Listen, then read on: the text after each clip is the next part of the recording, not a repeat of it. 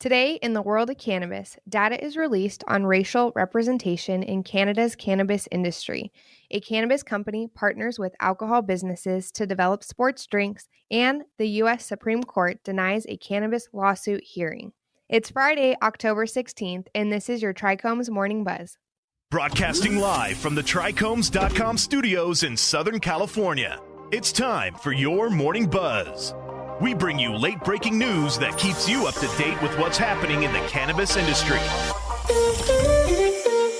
First up, in a report by Vice News, 2 years after Canada passed recreational cannabis legalization, data indicates that at the executive level, cannabis companies are still largely made up of only white people.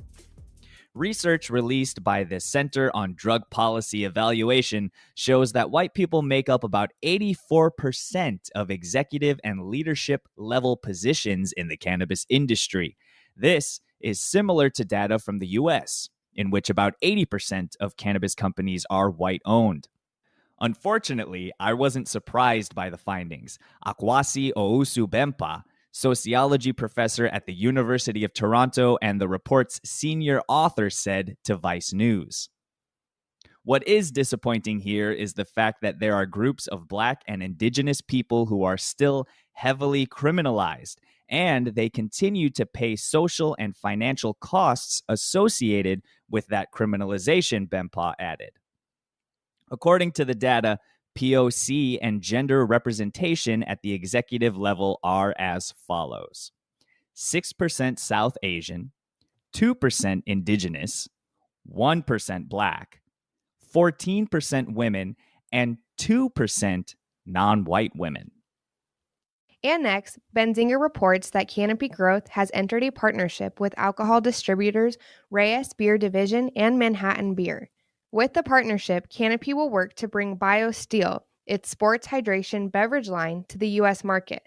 This is the latest in Canopy utilizing Constellation Brands' network to reach the product marketing. Constellation currently owns 37% of Canopy Growth. The benefit of the strategic relationship between BioSteel and Canopy Growth are clearly showcased within these milestone distribution partnerships. David Klein, CEO of Canopy Growth, said in an email to Benzinga, "By leveraging Constellation's vast distribution network within the beverage category, we are able to deliver BioSteel sports hydration beverages to consumers across the U.S. Last up, in a report by Leafly, the U.S. Supreme Court included in a routine announcement that it had declined to consider a case challenging the Schedule I federal status of cannabis. The lawsuit, called Washington v. Barr, began in 2017 as Washington v. Sessions. Plaintiffs include a former NFL player, a U.S. military veteran, and the Cannabis Cultural Association, a nonprofit working with people of color in the cannabis industry. David C. Holland, legal director of Empire State Normal, member of the New York Cannabis Bar Association, and former High Times Magazine counsel, is leading the case.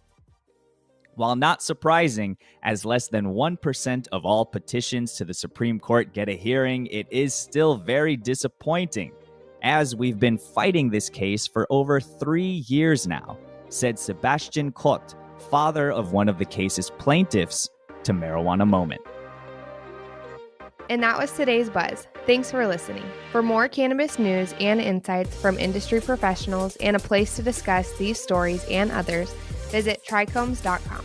And be sure to catch up with all of our other cannabis industry-related podcasts like Hash It Out, The High Ground, or Careers in Cannabis, wherever you get your podcasts. For trichomes.com, I'm RJ Balvin. And I'm Devin Liao. Have a great weekend.